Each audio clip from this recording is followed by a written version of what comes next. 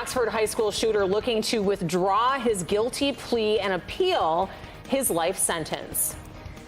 In a series of documents filed last week, lawyers question whether the shooter knew what he was doing when he pled guilty to first-degree murder, terrorism, and other charges.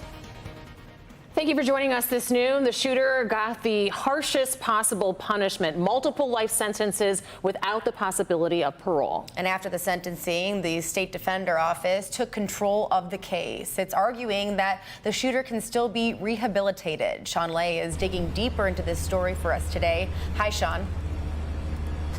Hey, good afternoon, Rhonda and Kim. We're here at the court's office. We are digging on this, and we're leading the news with this because it is quite significant, guys. The appeal actually could, there's a possibility here, had the Oxford school shooter, his case could actually go back to square one. Lawyers, as you mentioned, with the State Appellate Defender's Office, they're asking that the shooter be re-sentenced. Let's go to some video here and tell you more of what we know. It's possible that a new hearing on the appeal could be held to explore what the Defender's Office is calling new evidence that they have found. A new Miller hearing could be held. A new trial could actually be held. A statement the State Appellate Defender's Office reads right now: when the State Appellate Defender's Office began representing the shooter, we uncovered new and compelling evidence that does not support a life without parole sentence. A motion was filed Friday requesting the trial court to review that evidence and grant a resentencing where that evidence can be explored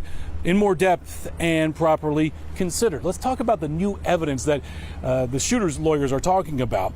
Hearing from more witnesses on his troubled childhood and what impact that had on him later in life. And then also a motion that reads allegedly saying that his mother drank while she was expecting her son, and that allegedly stunted his maturation. So a couple of details there, much more in the filings. We'll continue digging, but it is a significant request to re-sentence the shooter.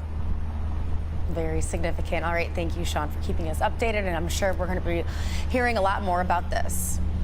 Jury selection is now underway for the trial of the Detroit man accused of attacking and killing Jewish community leader Samantha Wall. Cameras are not allowed in the courtroom during jury selection, but we are told that once the jury is seated, we will be allowed inside. Michael Jackson Bolanos is charged with felony murder, first-degree home invasion, and lying to the police in connection with the fatal October 2023 stabbing of Wall. If convicted, he faces the possibility of life in prison. A new crisis care center is now open in Detroit near the campus of Wayne State. The 707 Center on West Milwaukee near 3rd is ready to accept calls and walk-ins 24 hours a day, 7 days a week. The Detroit Wayne Integrated Health Network says the goal is to ease the burden on local emergency departments. The health network says those departments are not always equipped to offer appropriate mental health support. This is the first of many centers the network plans to open here in Metro Detroit. DTE is breaking ground on its latest project to bring more renewable energy to Wayne County. It's all happening at the former Trenton Channel Energy Center. You may remember the candy cane style smokestacks that were demolished back in March of this year. DTE says that this new facility will play a key role in helping the state of Michigan meet its healthy climate plan goals. We may learn more today about the leadership shakeup in the Wayne Westland Community Schools. There's a special board meeting tonight at 5 p.m. It comes after the board voted to place Superintendent John Dignan on administrative leave. Few details were given about the move, but board members have pointed to the district's nearly $30 million budget deficit as one factor. Commuters in northern Macomb County are dealing with new orange barrels. MDOT began work on a new project along M53, several miles of it between 27 and 34-mile roads. It got underway this morning. Work starts with single lane closures. Road crews will be working on pavement repairs on those lanes and shoulders. Also, watch out for pavement repairs to the ramps between M53 and Van Dyke Avenue. If your commute takes you in these directions, be prepared for slowdowns. And Help Me Hank is out and about in the community once again, connecting with viewers down in the Wyandotte area, listening to your concerns and story ideas. He is at Nana's Kitchen in Wyandotte right now, and we're going to check in with him and see who you're talking to. Hey, Hank. Hey guys, good afternoon to you. We're here at Nana's, as you mentioned, right in the heart of downtown Wyandotte, right on Biddle Street. Take a look. We've got a packed house here. We've had a lot of people making their way in today, sharing story ideas, telling us about community events that are taking place not only here in Wyandotte, but throughout downriver. And of course, a few people sharing their consumer-related issues and concerns. We've heard about a landlord-tenant issue. We heard about some banking problems. Again, this is just an opportunity for you to come out here, meet me, share your story ideas and concerns. We're going to be hanging out here at Nana's Kitchen. Again, we're right on Biddle Street, right in the heart of downtown Wyandotte. Got here at about 11 a.m., had people already waiting, which was great. And we're going to hang out until we've talked to every single person that has something to share with us. Again, right here in downtown Wyandotte, we'd love to see if you can't get in touch with us today.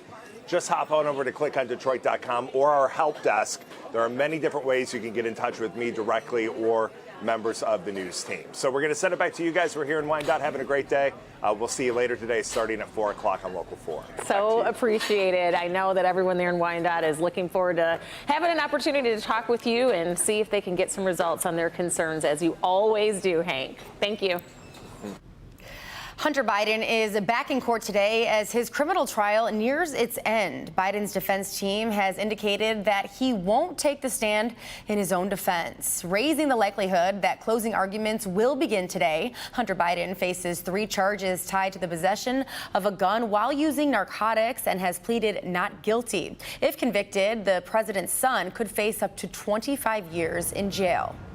A combined COVID-19 and flu shot could be coming soon. Moderna says that its combination vaccine showed positive late-stage trial results. The company says that people who got the vaccine had an improved immune response compared with those who got the standalone flu and COVID shot separately. In terms of side effects, the most common complaints were tiredness, muscle pain, and headaches. The study isn't peer-reviewed yet. Moderna plans to present its data at an upcoming medical conference and submit the trial for publication.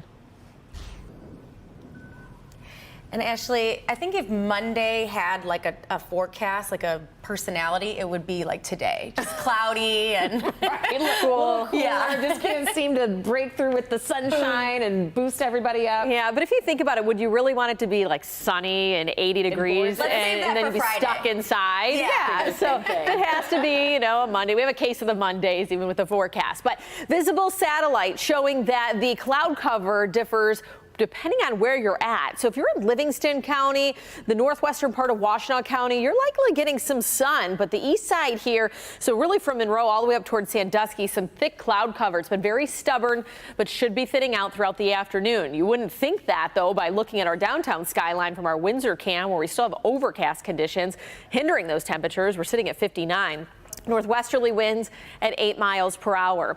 And so temperatures are just a smidge warmer off to the west, where we do have a little more sunshine. 61 in Ann Arbor, 60 in Howell, 60 up until up here. As we head throughout the afternoon, those temperatures only topping out in the upper 60s, forecasting 68, probably closer to about 5 o'clock, which is 10 degrees cooler than that average high of 78 degrees. And we will continue to slide with temperatures overnight because of the clear skies that we'll have. So really chilly night ahead, relatively speaking. But then we start to climb out of that. Mid-70s tomorrow, which still puts us below average. But we quickly will get into the 80s by the middle of this week. And by Thursday, we're flirting with 90. And speaking of 90, we have more of those temperatures likely in the forecast going into next week. So we're turning the corner to summer-like conditions, but we do have a chance for some rain. We'll time that out for you coming up.